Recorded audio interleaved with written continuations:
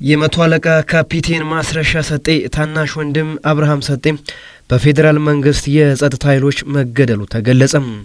የካፒቴን ማስረሻ ሰጤ ታናሽ ወንድምና የቅርብ አጃቢው አብርሃም ሰጤ በመከላከያ ሰራዊት አባላት ጥር 6 ቀን 2018 መገደሉን ወላጆቹ አስታወቁ።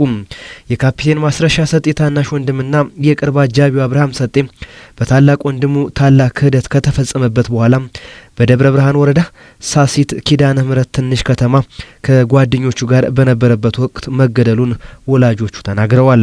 ከጠቅላይ ሚኒስትር አብይ አህመድ መንግስት ጋር የተኩስ አቁም ስምምነት ተፈራርም ያለ የሚለው ካፒቴን ማስረሻ ሰጤ የራሱ ወንድም ያለበትን ካምፕ በመጠበቅ መረጃ መስጠቱም ተመላክቷል።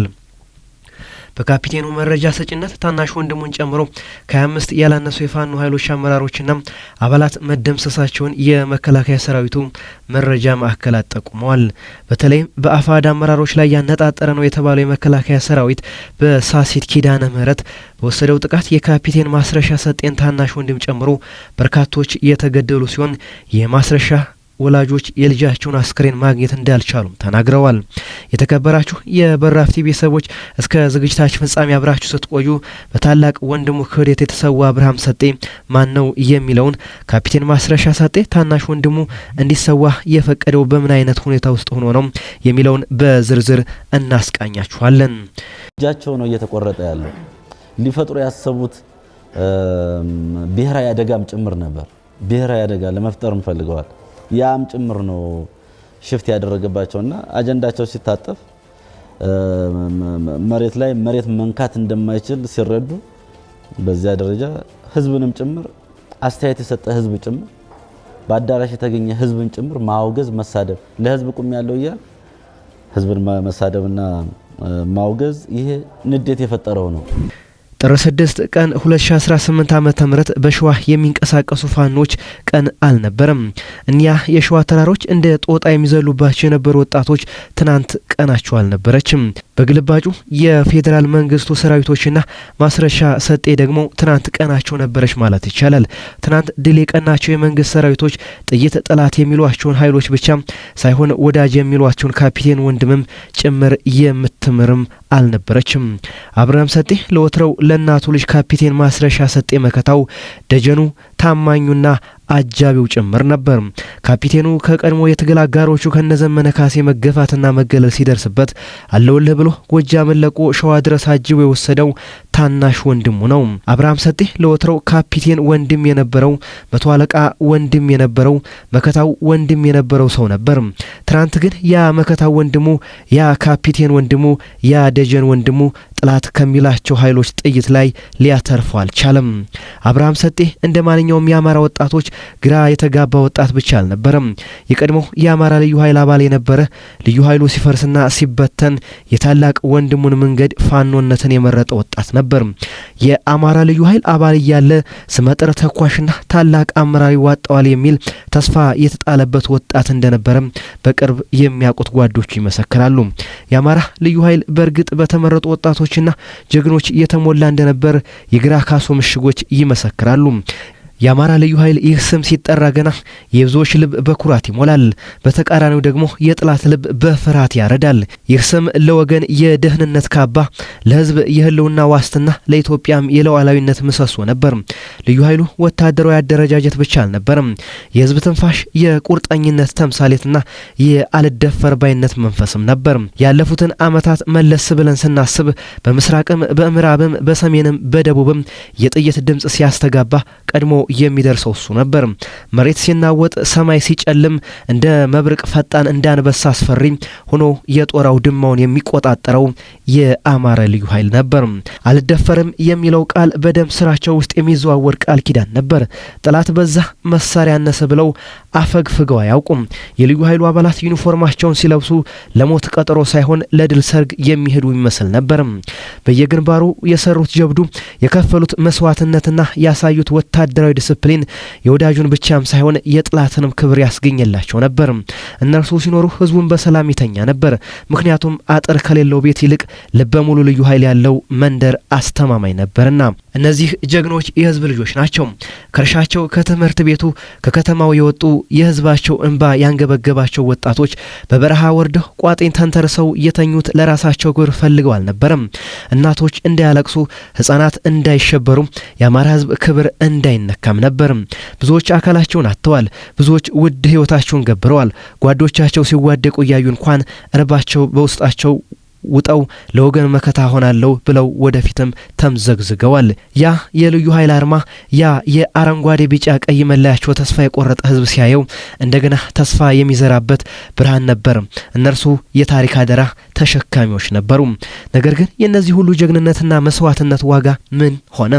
ይህ ልብ የሚሰብር የታሪክ ምዕራፍ ነው። ተራራ ያህል የገዘፈው እንደ ብረት የጠነከረው ያ ኃይል መጨረሻው እጅግ አሳዛኝ ሆነ። በክብር ወጥቶ በክብር መመለስ ሲገባው፣ በጀግንነቱ ሊሸለም ሲገባው እንደ እንግዳ አካል ተቆረጠ። በገዛ ወገኑ በገዛ ሀገሩ ትጥቅህን ፍታ ተባለ። ያን ሁሉ ዘመን የጠበቀውን ምሽግ፣ ያን ሁሉ ዘመን ያጸናውን ድንበር ለቆ እንዲበተን ተፈረደበት። የልዩ ኃይሉ አባላት ግራ ተጋቡ። ጥላት እንጂ ወዳጅን ተጠራጥረው አያውቁም ነበርና ክህደቱ አመማቸው። አይናቸው እያየ የተገነባው ተቋም ፈረሰ። ትናንት ጀግና እያለ ያዜመላቸው ሁሉ በኋላ ፊቱን አዞረባቸው። ለሀገር ክብር የደሙት ቁስላቸው ሳይደርቅ በየሜዳውና በየካምፑ የቀሩት ጥቂቶችም አይደሉም። ትጥቅ መፍታት ብቻም ሳይሆን የተሰበረው የሞራል ልዕልናቸው ነበር። የንስሮቹ ክንፍ ተሰበረ። አልደፈርም ባዩ ጀግና በሴራና በፖለቲካ ውሳኔ ከታሪኩ ዙፋን እንዲወርድ ተደረገ። በእርግጥ ዛሬ የአማራ ልዩ ኃይል እንደ ቀድሞዎቹ በተቋም ደረጃ ላይኖር ይችላል። ካምፖቹ ባዶ ሆነው ይሆናል። ነገር ግን አንድ እውነት አለ። ታሪክ በደማቅ ቀለም የጻፈው ጀግንነት ማንም ሊሰርዙ አይችልም። በህዝቡ ልብ ውስጥ የታተመው ያ የአልደፈር ባይነት መንፈስ ለዘላለም ይኖራል። ምናልባት አደረጃጀቱ ፈርሶ ይሆናል። መንፈሱ ግን በየተራራው በየሸለቆውና በህዝቡ ልብ ውስጥ አለ። መጨረሻው አሳዛኝ ቢሆንም ታሪኩ ግን ኮራ የሚያሰኝ ነው። የዚያ ወርቅ ከአጀማመሩ አሳዛኝ ፍጻሜ ያለው ተቋም አባል የነበረው አብርሃም ሰጤ ትናንት በልዩ ኃይልነት ወጥ ልዩ ኃይል ሲበተን የወንድሙን መንገድ ፋኖነትን መረጠ። ታላቅ ወንድሙ ካፒቴን ማስረሻ ሰጤ ፋኖነቱን ትቶ የሰላም ድርድር ሲያደርግን መከተል ያልፈለገ ወጣት እንደነበር በቅርብ እናውቀዋለን ያሉ አንድ ምንጭ ተናግረዋል። ካፒቴኑ የዘላቂ ሰላም ስምምነት መፈራረሙን ተከትሎ አድሮሎ የሚመጡ ሰራዊቶች እንደነበሩ መናገሩ የሚዘነጋ አይደለም። ዳሩ የተባሉት ሰራዊቶች የሐሳብ ልዩነት አሳይተዋል። ይኸውን ተከትሎ እንደ ፋኖ ኃይሎች መረጃ ከሆነ በካፒቴኑ መረጃ ሰጭነት ትናንት ታናሽ ወንድሙን ጨምሮ በርካታ ቁጥር ያላቸው የፋኖ ኃይሎች ተመተዋል። በጉዳዩ ላይ አስተያየታቸውን የሰጡት አንድ ገለልተኛ ተንታኝ ታሪክ ብዙ አይነት ጀግኖችንና ብዙ አይነት ከዳተኞችን አስተናግዳለች። ነገር ግን ከሁሉም በላይ ልብ የሚሰብር አጥንትን የሚሰብር ህመም የሚመጣው የገደለህ የሩቅ ጠላህ ሳይሆን ያመንከው ወዳጅ የተጠጋህ ወንድም ሲሆን ነው ይላሉ ተንታኙ። አክለው አበው ምሳር ምን በወጣው የዛፉ ጥላ እጀታው እንዲሉ የካፒቴን ማስረሻ ሰጤ የሰላም ስምምነት አይደለም፣ የታጠቁ ወጣቶች አይደለም፣ የአማራ ሴቶች አይደለም፣ የአማራ ህፃናት ሞት ሊያስቆም ቀርቶ የእናቱን ልጅ የታናሽ ወንድም ሞትም የሚያስቆም አልሆነም ይላሉ። በጎጃም ምድር በፋኖ አደረጃጀት ውስጥ ስሙ በጉልህ ሲነሳ የነበረ ካፒቴን ብዙዎች እንደ መሪ፣ እንደ ወንድም፣ እንደ ታሪክ ሰሪ ሲመለከቱት ከርመዋል የሚሉት ነባር ተንታኙ በቅርቡ ከአማራ ክልል መንግስት ጋር የሰላም ስምምነት ፈጠረ መባሉ አስደንጋጭ ሆነ ይላሉ። ሰላም መልካም ነገር ነው። እርቅ ባህላችን ነው። ነገር ግን ዓለም የሚያውቀው አንድ እውነት ነው። እውነት ላይ ያልተመሰረተ ሰላም፣ በክህደት የተለወሰ ስምምነት መጨረሻው ጥፋት ነው ይላሉ። በታሪክ እንደምናውቀው ባንዲራ የለበሱ ባንዳዎች ለኢትዮጵያ ህዝብ አዲስ አይደሉም። ነገር ግን የካፒቴን ማስረሻ ጉዳይ ከሌሎች የሚለየው እንደ ይሁዳ ክርስቶስን በመሳም አሳልፎ እንደሰጠው አይነት መሆኑ ነው ባይ ናቸው። የገዛ ጓዶቹን አብረውት በረሃ የወረዱትን፣ አብረውት የቆረሱትን፣ አብረውት የተጠሙትን የገዛ ጓዶቹን ለጥላት አሳልፎ ሰጠ መባሉ የሰማይና የምድርን ያህል ይከብዳል ይላሉ። አስተያየት ሰጪው አክለውም ክህደት ከተባለም የክህደት ጥልቀቱ የሚለካው በተሰዋው ደማንነት ነው። መረጃዎች እንደሚያሳዩት በካፒቴኑ መረጃ ጠቋሚነት ከተገደሉት የፋኖ አባላት መካከል የገዛ የራሱ ታናሽ ወንድም ይገኝበታል ብለዋል።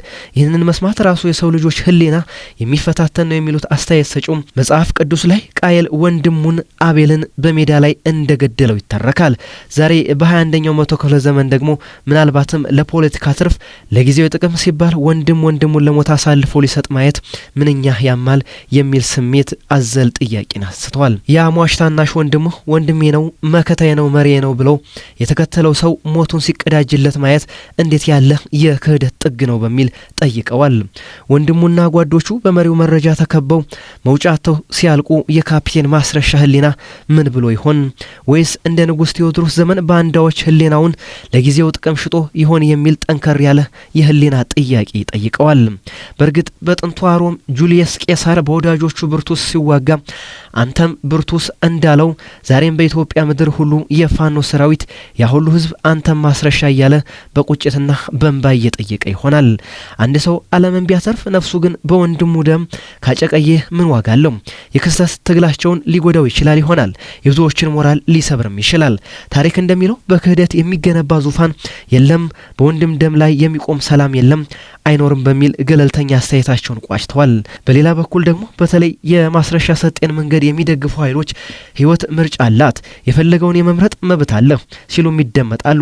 ካፒቴን ማስረሻ ሰጤ ከአንድ ወንድሙ ሚሊዮን የአማራ ህፃናት ለማተፍ የወሰነው ሊሆን ይችላል የሚሉ ተንታኞችም አጋጥመውናል።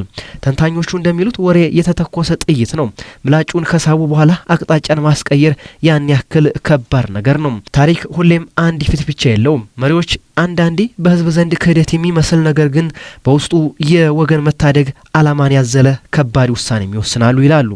በጦርነት ዓለም ውስጥ ጀግናና ከዳተኛ የሚሉት ቃላት በስሜት እንጂ በምክንያት አይለዩም። ሰሞኑን የካፒቴን ማስረሻ ሰጤ ስም በብዙዎች ዘንድ በጥላቻ ተነስቷል። ወንድሙን አስገደለ፣ ጓደኞቹን አሳልፎ ሰጠ ተብሎ ተወገዘም።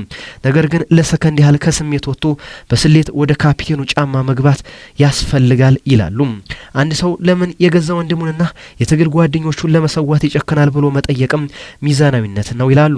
አክለውም መልሱ የሚፈራ ግን ደግሞ ሊዋጥ የሚገባ መራራ እውነት ነው ብለዋል። የካፒቴን ማስረሻ ሰጤን ውሳኔ ከመሪ እይታና ከዓለም አቀፍ ተሞክሮች አንጻር መፈተሽ አስፈላጊ እንደሆነም ይጠቁማሉ። የካፒቴኑ አድናቂዎች አብርሃም ልጁን ይስሐቅን ለመሰዋት ሲወስን ጨካኝ አባት ስለነበር አይደለም ከራሱ ፍቅር በላይ የሆነ ትልቅ ዓላማ ለታየው እንጂ በሚል መከራከሪያ ያቀርባሉ። ካፒቴን ማስረሻ በረሃ ሲወርድ ለአማራ ህዝብ ነጻነት ብሎ ነበር። ነገር ግን በሂደት ትግሉ አቅጣጫውን ሰጥቶ ወይም የኃይል ሚዛኑ ተዛብቶ ይቀጥል ቢባል የሚያልቀው የአማራ ወጣት ሚሊዮን እንደሚሆን ተረቶ ቢሆንስ በሚለው ይጠይቃሉ።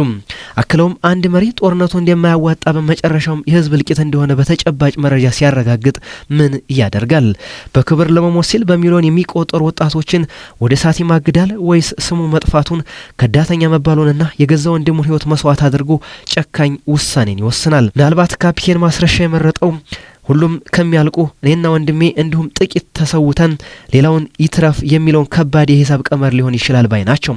ይህ ለሰሚውም ይከብዳል፣ ለወሰነው ሰው ግን የህሊና ሸክም ነው ይላሉ።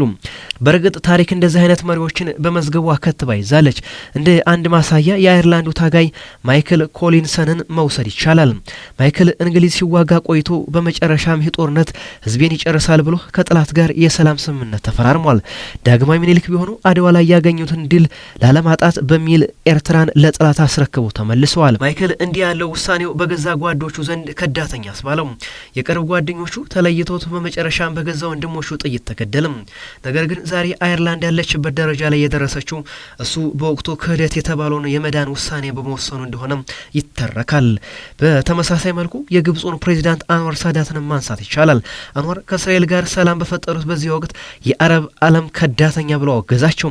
በመጨረሻም ፕሬዚዳንት አንዋር ሳዳት ህይወታቸውን አጡ። ነገር ግን የእርሳቸው ውሳኔ በሚሊዮን የሚቆጠር የግብፅን ወጣት ከጦርነት ስለማዳኑ በግብፅ የታሪክ ጸሐፍት ተመዝግቧል። ካፒቴን ማስረሻ ምናልባትም ያየውን ይህን ሊሆን ይችላል ያሉት አድናቂዎቹ ዛሬ በወንድሜ ደም ተጨማልቄ ስሜ ጠፍቶ ነገ የአማራ ሰላም የሚያገኝ ከሆነ ይሁን ብሎ ወስኖ ቢሆንስ የሚል ድፍረት የተሞላበት ጥያቄን አንስተዋል። በእርግጥ አንዳንዴ ጦርነት ማሎች ነገሮች ከመሪዎች ቁጥጥር ውጭ ይሆናሉ። ወታደራዊ ሳይንስ ተጓዳኝ ጉዳት ወይም ኮላተራል ዳሜጅ የሚለው ጨካኝ እውነት አለው። ካፒቴኑ በጥላት እጅ ወድቆ ወይም አማራጭ አስቶ እጅ ካልሰጠህ የምትመራው ጦር በሙሉ በድሮን ያልቃል ተብሎ ቢሆንስ? በዚህ ጊዜ ምርጫ ሁሉም ይለቅ ወይስ የተወሰኑትን አሳልፎ ሰጥና ሌላው አትርፍ የሚል ይሆናል? ወንድሙን ጨምሮ አብረውት የነበሩ ሰዎች መስዋዕት ያደረገው በሺዎች የሚቆጠሩት ሌሎች እናቶችና ከለቅሶ ለማዳን ቢሆንስ? ይህ እይታ የድርጊቱን ህመም ባይቀንሰውም የውሳኔውን ክደት ግን ያሳየናል የሚል መከራከሪያን አቅርበዋል። መሪነት ማለት በጽጌረዳ ላይ መራመድ ሳይሆን እሾህ ላይ እየረገጡ ህዝብን ማሻገር ነው የሚሉት አድናቂዎቹ የካፒቴን ማስረሻ ሰጤ ታሪክ ገና ተመርምሮ ያልቅም ብለዋል። ዛሬ በስሜት ወንድሙን አስገደለ ብንልም የታሪክ ጸሐፊዎች አንድ ቀን እውነቱን ያወጡ ይሆናል።